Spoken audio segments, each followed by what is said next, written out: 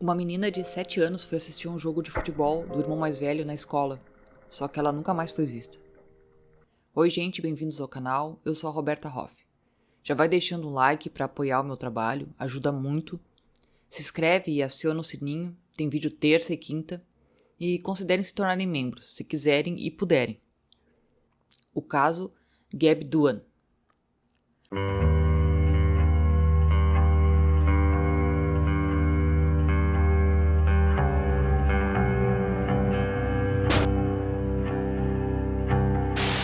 A Gabi Duan nasceu no dia 26 de dezembro de 2007, na cidade de Scottsville, Kentucky.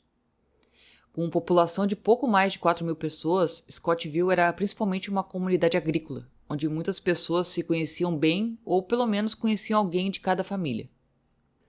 Como em muitas cidades pequenas, não havia muitas opções de entretenimento em Scottsville. A única coisa importante para os habitantes locais eram os esportes escolares, especialmente o futebol. A escola local tinha campos bastante decentes para futebol, beisebol e tênis, onde eles regularmente organizavam jogos e competições. Se tornou uma espécie de tradição para os moradores locais participar dessas atividades, especialmente se os filhos estivessem envolvidos. A família da Gabi não era diferente, os pais dela tinham 3 filhos. Eles tinham 2 meninos e ela. O menino mais velho estava no time de futebol da escola, e a Gabi mesmo estava já no time da torcida. Quando a Gabi tinha 7 anos, em 2015, a cidade estava se preparando para o maior jogo de futebol do ano. O time da escola ia jogar contra o time de outro condado e todos estavam aguardando ansiosamente esse evento. Não acontecia nada na cidade. O irmão mais velho da Gabi estava no time, mas ela estava mais interessada em apenas sair e se divertir com as outras crianças do que o jogo em si. Afinal, ela tinha 7 anos, né?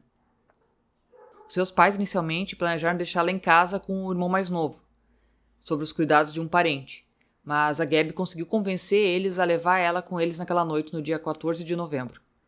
Além da torcida local, tinha muitas pessoas do outro condado que vieram assistir ao jogo para apoiar o time. Assim que a família chegou no estádio, a Gabi viu as amigas e perguntou para a mãe se ela podia ou não ir brincar com elas. A mãe concordou, mas avisou que era para ela ficar dentro da escola e ficar com as outras crianças, não se separar delas. Depois disso, a mãe foi para as arquibancadas e a Gabi fugiu com as amigas. A partir de então, a Gabi correu de um lado para o outro, às vezes ia até a mãe, antes de sair para brincar novamente. Em algum desses momentos, ela também foi até o pai, que estava numa sala de anúncios, e a Gabi pediu para ele um dinheiro para comprar algum lanche numa barraca de lanches antes de sair correndo. Só que algum tempo depois, as amigas da Gabi correram até a mãe dela, nas arquibancadas, e a mulher olhou para o grupo e ela percebeu que a filha não estava entre as meninas. Elas perguntaram se ela tinha visto a Gabi. Elas pareciam visivelmente preocupadas. E a mulher respondeu que não via ela há um bom tempo. Ela então perguntou o que estava acontecendo para as meninas. E elas explicaram que tinham decidido brincar de esconde-esconde. A Gabi deveria encontrar elas. Elas se esconderam no banheiro, mas o tempo passou, a Gabi nunca encontrou ninguém. Então, como elas estavam pensando que tinham ganhado, elas saíram do esconderijo e foram procurar por ela, mas a Gabi não estava em lugar nenhum. Elas chamaram o nome dela, verificaram em todos os lugares que elas tinham estado antes, mas a amiga parecia ter desaparecido no ar. Foi quando elas pensaram que a Gabi poderia ter ido até a arquibancada para ver a mãe, e correram para lá. A mãe imediatamente começou a entrar em pânico e foi até o marido, mas a Gabi não estava lá também. Ela contou que a Gabi estava desaparecida e o homem correu para fazer buscas no entorno do estádio, enquanto a mãe foi até a barraca onde a filha queria comprar alguns salgadinhos e começou a procurar ela por ali. No caminho, os pais encontraram os amigos e informaram sobre o desaparecimento da filha, e eles se juntaram a eles para ajudar na busca. Depois de vasculhar toda a área ao redor do estádio e não encontrar nenhum sinal da Gabi, os pais voltaram e fizeram um anúncio pelo alto-falante, esperando que a Gabi ouvisse, mas também não deu resultado naquele momento. Houve uma pausa no jogo e as pessoas estavam voltando para a arquibancada, e os pais continuavam perguntando a todos se eles tinham visto a menina, e alguns deles se juntaram na busca. Eles saíram novamente para procurar a área ao redor do estádio e pediram aos funcionários que acendessem lanternas ao redor do campo de beisebol, que levava a uma pequena floresta. Os adultos caminharam por ela, mas ainda não conseguiram encontrar a menina. A essa altura, cerca de 20 minutos se passaram desde o desaparecimento, e os pais decidiram ligar para a polícia. A polícia chegou imediatamente à escola e ouviu os relatos dos pais e dos amigos da Gab, e começaram a procurar. O departamento de polícia local tinha pouca experiência com casos tão graves, já que o desaparecimento de crianças raramente acontecia numa cidade tão pequena. Os policiais imediatamente consideraram o pior cenário possível, que alguém sequestrou ou atacou ela. Nesse caso, eles enfrentavam um problema. O provável agressor provavelmente estava no estádio, assistindo ao jogo, que estava prestes a terminar a qualquer minuto. Então os policiais perceberam que tinham muito pouco tempo, e logo as pessoas começariam a ir para casa, incluindo o suposto agressor. Eventualmente, eles decidiram interromper o jogo e trancar o estádio, mantendo todos dentro do prédio. Os oficiais vigiavam todas as saídas para evitar que alguém escapasse. A polícia não informou as pessoas sobre o que estava acontecendo para evitar interromper os esforços de busca. Se todos soubessem que a polícia estava considerando a possibilidade de um sequestrador de uma menina de 7 anos estar na mesma vizinhança que eles, a situação podia piorar rapidamente. Enquanto a polícia estadual chegava à escola e começava a vasculhar a área, eles chegaram ao campo de beisebol e foram indo para a floresta. Depois de alguma distância entre as árvores, eles tropeçaram perto de um pequeno riacho e viram o corpo de uma menina. Eles a identificaram como a Gab e chamaram uma ambulância para levar o corpo ao médico legista. Porém, mesmo uma inspeção visual foi suficiente para sugerir que a causa da morte foi asfixia, porque havia marcas distintas no pescoço da criança. Parte da roupa também estava faltando, levando a polícia a suspeitar que a vítima havia sido agredida sexualmente. A mãe da Gab viu a ambulância perto da floresta e pensou que a polícia havia encontrado a filha e que ela precisava de atendimento médico. Ela correu para lá, mas a polícia meio que impediu ela de continuar. Eles não queriam que a mulher visse aquela cena horrível. Agora que a polícia estava lidando com um assassinato, eles decidiram transferir todos do estádio para um ginásio na escola. Os investigadores acreditavam que o assassino provavelmente estava entre eles, então eles precisavam descobrir rapidamente como identificar ele. Eles falaram com os pais da Gab e contaram sobre o que provavelmente aconteceu com a filha. Os investigadores também perguntaram se eles tinham alguma suspeita sobre quem poderia ter cometido um ato tão hediondo.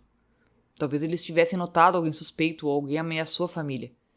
Mas os pais da Gab insistiram que não tinham ideia de quem poderia ter feito isso. Os detetives conversaram com as amigas da Gab e perguntaram se elas tinham visto alguma coisa estranha naquela noite.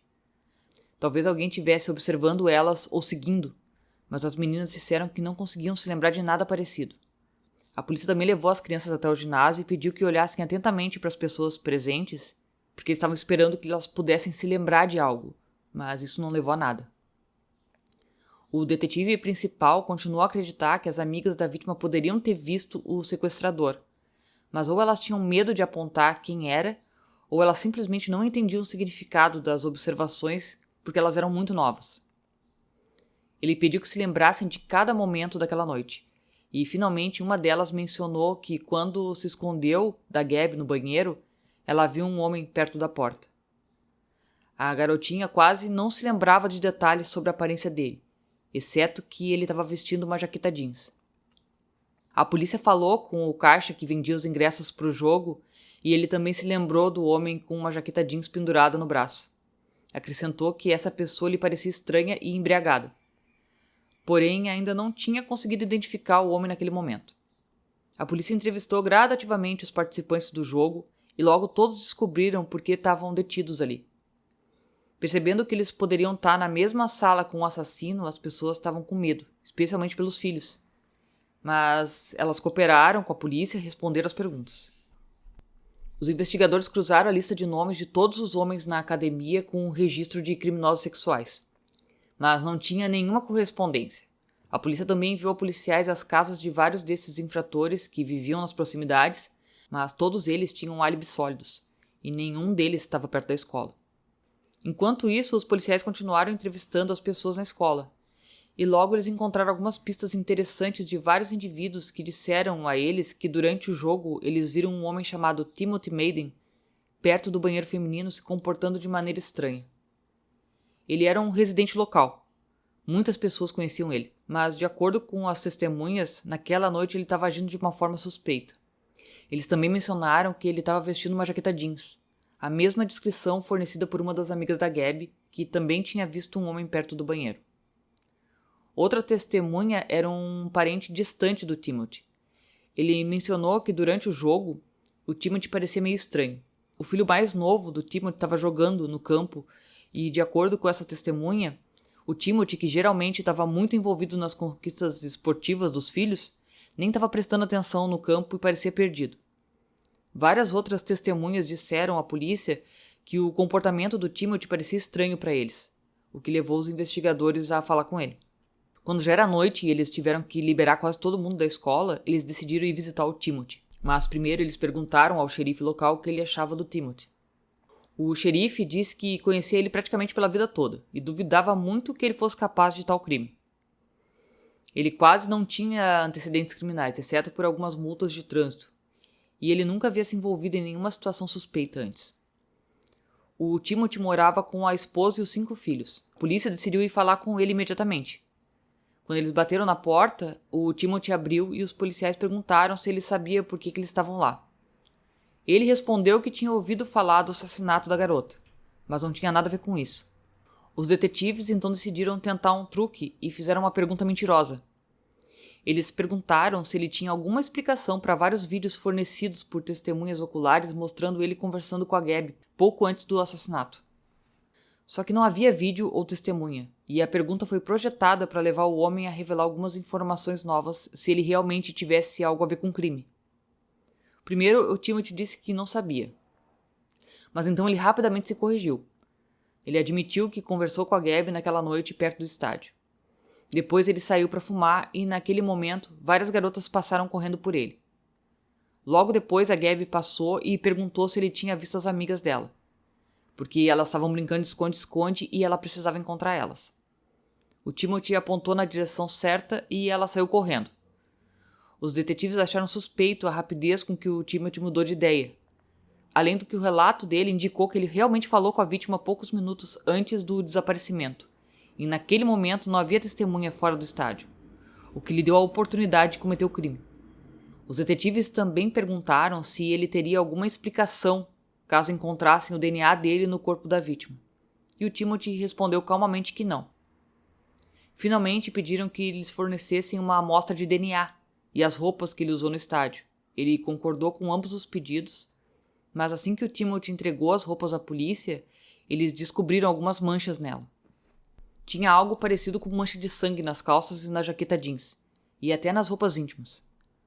Os detetives perguntaram se ele poderia explicar isso, e o Timothy alegou que eles eram loucos e que não era sangue, mas alguma sujeira, talvez barro. Porém, a polícia pensou o contrário. Embora eles precisassem esperar pelos resultados da análise de DNA antes que eles pudessem prender ele, e embora esse caso fosse uma prioridade para o laboratório, ainda demoraria vários dias para que os especialistas examinassem todas as amostras e conduzissem a análise. O patologista forense logo terminou de examinar o corpo e confirmou a causa da morte da Gabi, estrangulamento manual. Ele também confirmou que a vítima tinha sido brutalmente agredida e extraiu uma amostra biológica do agressor que foi enviada ao laboratório. No dia seguinte ao assassinato, algo inesperado aconteceu. A polícia recebeu uma carta anônima de alguém que denunciou a presença de um indivíduo suspeito no jogo. O autor anotou o modelo do carro e até a placa, o que permitiu que os investigadores identificassem rapidamente o dono do veículo. Era um estudante que morava a meia hora de carro de Scottville. A polícia foi até lá e começou a interrogar ele, mas o cara alegou que não tinha ido a lugar nenhum, nem ido ao jogo, e nem tinha ouvido falar do assassinato. Acrescentou que estava no trabalho naquela noite e a polícia encontrou uma confirmação indubitável do álibi. Ele foi riscado da lista de suspeitos, mas o autor da carta nunca foi encontrado. Talvez alguém que tenha decidido incriminar ele ou pregar uma peça cruel, mas o estudante era realmente inocente. A polícia logo recebeu outra pista. Várias pessoas relataram um comportamento estranho de um garoto local de 16 anos. Ele disse a diferentes pessoas que tinham estado no jogo, mas alegou que não tinha comparecido. O jovem também mencionou ter visto garotas brincando de esconde-esconde. Os detetives descobriram que esse menino era o filho do Timothy Manning. Mas essa não foi a revelação mais surpreendente que eles conseguiram.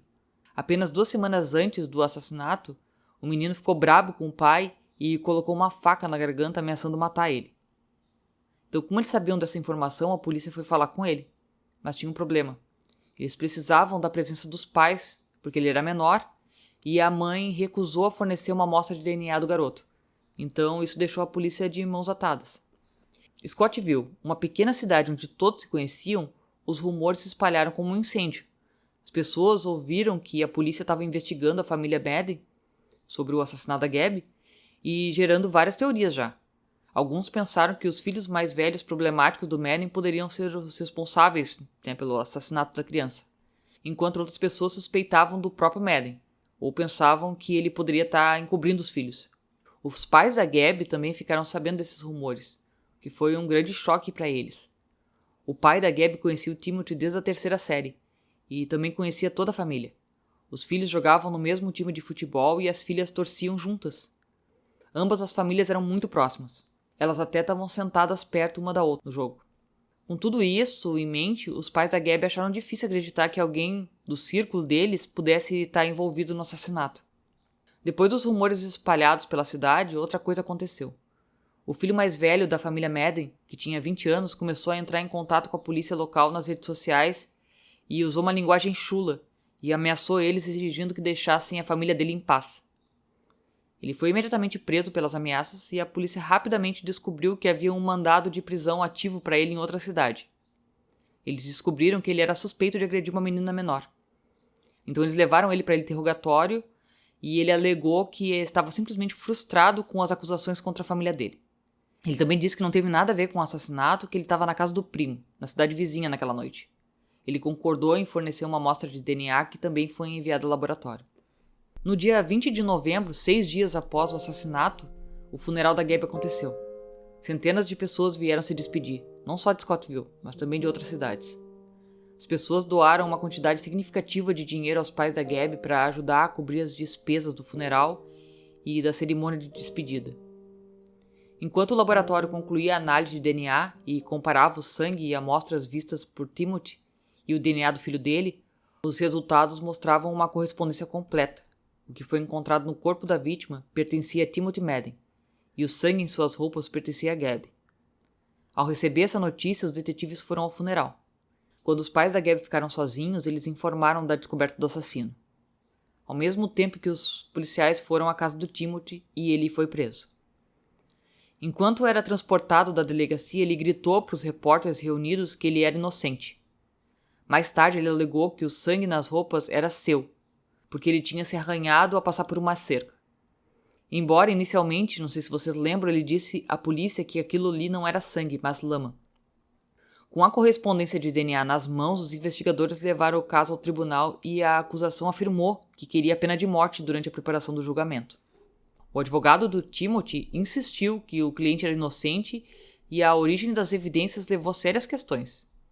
Ele argumentou que durante o suposto assassinato, o Timothy estava no estádio filmando o jogo, embora o próprio Timothy tenha contado à polícia que ele viu a Gabby.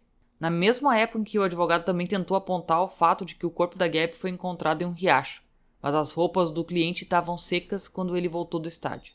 A mãe do Timothy, que morava com ele, afirmou que o Timothy voltou para casa com as roupas limpas, não parecia perturbado e se comportou como de costume. Mas a promotoria apontou que todos esses argumentos desmoronam diante do fato de que o sêmen do suspeito foi encontrado no corpo da vítima. Não poderia haver outra explicação para isso, e, portanto, não havia dúvida sobre o envolvimento dele. De acordo com a polícia, o relato daquela noite contém alguma parte de verdade. Ele poderia realmente ter saído do estádio durante o jogo e encontrado a Gabby, que estava procurando pelos seus amigos. Ela conhecia bem o Timothy, porque ele era amigo do pai dela. Ela poderia ter se aproximado dele e perguntado onde as outras garotas tinham ido, e foi então que ele elaborou um plano. Ele poderia ter dito para ela que elas correram para a floresta atrás do campo de beisebol e se ofereceu para escoltar a Gabby até lá, já que estava escuro. Quando eles estivessem a algumas centenas de metros de distância da escola, ele poderia ter agredido ela e matado, e depois voltou ao jogo. A espera pelo julgamento se arrastou por anos, por desespero da família da Gabby. Eles queriam que o assassino fosse punido, mas devido à burocracia, o caso progrediu lentamente.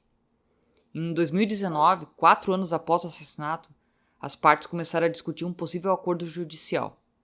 A promotoria ofereceu a retirada da pena de morte em troca de uma sentença de prisão perpétua, com o Timothy tendo que admitir a culpa. Os pais da Gabby concordaram com essa opção porque a espera interminável pelo julgamento era um fardo pesado para eles.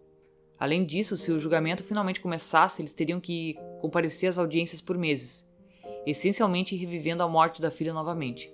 O Timothy, que continuou insistindo que era inocente, acabou concordando e confessando. No entanto, os termos do acordo não exigiram que ele revelasse os detalhes do que ele fez, ele apenas teve que admitir a culpa. Esses termos não satisfizeram a família da Gabby, porque eles queriam que o agressor confessasse totalmente o que ele havia feito com a filha durante a audiência. O pai da Gabby começou a gritar com Timothy, enquanto os parentes do réu começaram a gritar com a família da Gabby. Eventualmente, a juíza teve que fazer uma pausa e separar eles. No final, o Timothy recebeu prisão perpétua e foi cumprir pena em uma prisão de segurança máxima. Mas isso não é tudo. Em 2016, um ano após o assassinato da Gabby, algo mais aconteceu envolvendo Timothy Madden. Um menino de um estado vizinho viu uma reportagem sobre o crime e reconheceu o Timothy. Há vários anos, ele e o amigo estavam andando perto do estacionamento de um shopping quando um homem adulto se aproximou deles. Ele tentou convencer os meninos a entrar no carro para dar uma volta, mas eles acharam a oferta extremamente estranha. As crianças fugiram dele e o parente do amigo contatou a polícia.